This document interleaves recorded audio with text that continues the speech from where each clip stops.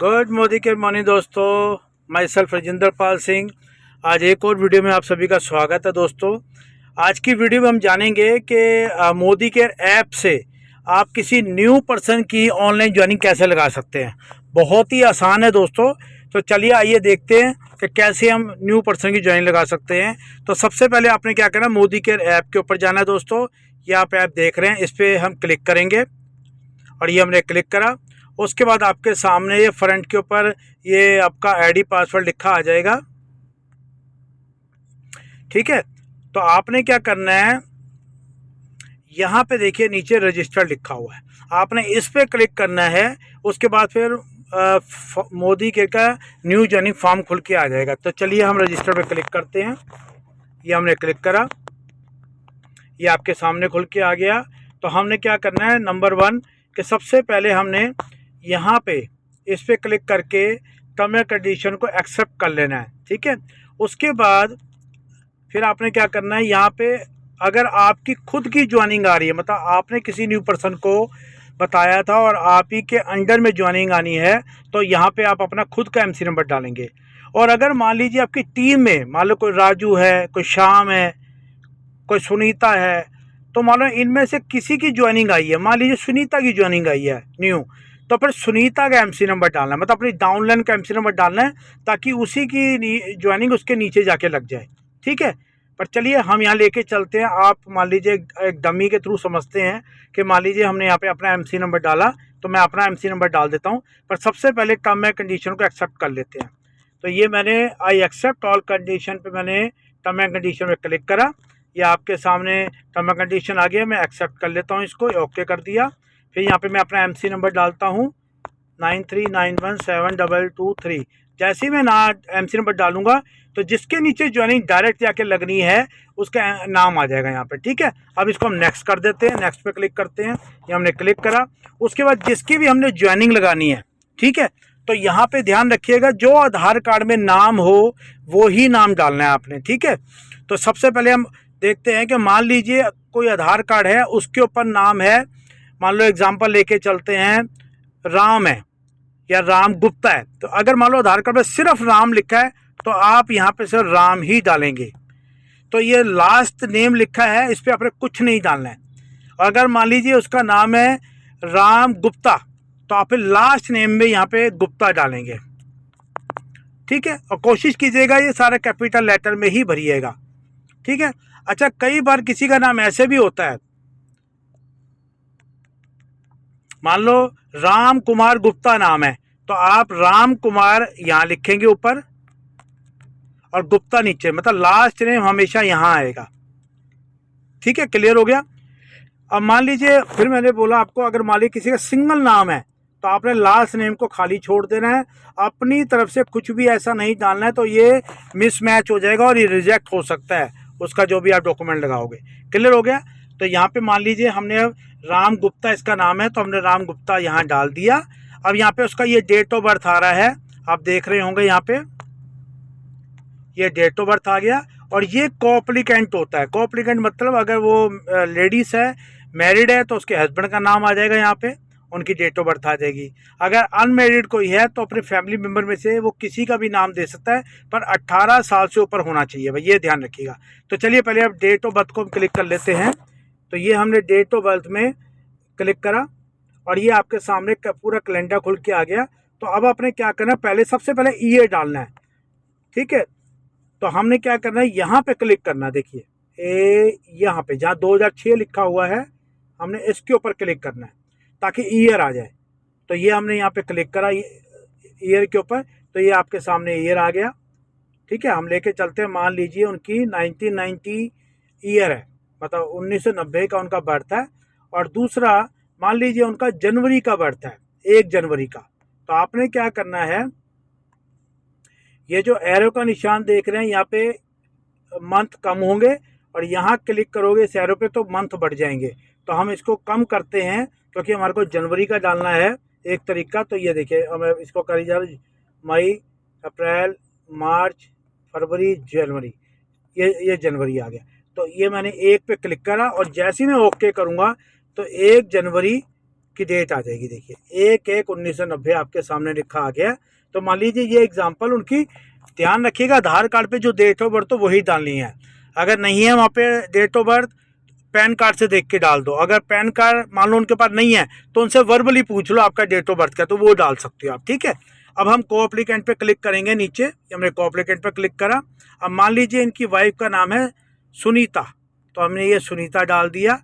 अब इसका इनका नाम सुनीता कुमारी नहीं है, मान लो सुनीता ही है तो सिंगल नाम। अगर सुनीता कुमारी होता तो लास्ट नेम में कुमारी आ जाता। अब इनकी डेट ऑफ बर्थ डाल देते हैं। अब यहाँ DOB पे लिखा, हम क्लिक करेंगे यहाँ पे, ये हमने क्लिक करा, ईयर पे जाते हैं। अब हम मान लीजिए इनकी 92 का बर्थ है, तो ये लीजिए हम 92 आ गए, हम इस पर क्लिक करा। उसके बाद इनका ये एग्जांपल है दिसंबर का बर्थ है, तो ये हम दिसंबर एरो पे क्लिक करते जा रहे हैं, दिसंबर मंथ पे आ जाएंगे। उसके मान लीजिए 17 तारीख है दिसंबर की, तो ये हमने 17 पे क्लिक करा और ओके कर देंगे। तो देखिए 17/12/1992 ये को एप्लीकेंट हो गया, ठीक है। ये जरूर डालना है दोस्तों, ठीक है। घर में से किसी का भी 18 साल से ब्लड रिलेशन होना चाहिए बस। चलिए अब नेक्स्ट का हम क्लिक करते हैं, ये हमने क्लिक करा। उसके बाद आप ध्यान रखिएगा दोस्तों, नेक्स्ट पे हमने क्लिक करते हैं और यहाँ पे आपने एड्रेस जो आधार कार्ड पे हो वही डालना है। ध्यान रखिएगा दोस्तों, कई बार ऐसा होता है आधार कार्ड पे एड्रेस है गांव का और वो पर्सन रह रहा है दिल्ली के अंदर, शहर में कहीं भी रह रहा है, पर वो गांव में नहीं रह रहा। तो आपने जहां वो रह रहा है वहाँ का एड्रेस नहीं डालना है, क्योंकि वो मिसमैच हो जाए। कंपनी आधार कार्ड से चेक करती है ये एड्रेस वही है कि नहीं है, तो आपने वही एड्रेस डालना है जहाँ पे मतलब उनके आधार कार्ड पे लिखा हो, ठीक है। तो यहाँ पूरा एड्रेस डालना है। उसके बाद यहाँ पे पिन कोड जरूर डालना है आपने, ठीक है। आप यहाँ पे ऑटोमेटिकली फिर स्टेट आ जाएगी, नहीं तो आप स्टेट और सिटी भी डाल सकते हैं, ठीक है। उसके बाद आप नीचे की तरफ जाएंगे तो यहाँ पे आप ईमेल है तो जरूर डालें, नहीं है तो कोई बात नहीं बाद में दे सकते हैं। पैन नंबर है तो जरूर डालें, नहीं तो ये भी बाद में दे सकते हैं। पर मोबाइल नंबर कंपलसरी, यहाँ पे जो मोबाइल नंबर आप डालेंगे ये वाला, जिसकी आप आईडी लगा रहे हैं न्यू पर्सन की, उसी का ही मोबाइल नंबर यहाँ पे चाहिए। और एक उसके घर में से किसी का भी मोबाइल नंबर अल्टरनेट पे चलेगा। ये दोस्तों अल्टरनेट नंबर इसलिए लिया जाता है, कल को ऑनलाइन जब ऑर्डर करें तो जब कोरियर वाला उनके यहाँ ऑर्डर पहुँचाने जाए, अगर एक फ़ोन नंबर ना मिले तो दूसरे पे कॉल कर सके, इसलिए कंपलसरी होता है। तो ठीक है, अब यहाँ पे हम एग्जाम्पल अब थोड़ा सा इसको भर लेते हैं एक डमी के तौर पे। यहाँ पे मान लीजिए मैंने एड्रेस डाला, कोई भी एड्रेस मान लीजिए मैंने एक डमी के तौर पे डाल दिया, जो आधार कार्ड पे लिखा वही डालना है। मान लीजिए मैंने एड्रेस डाला,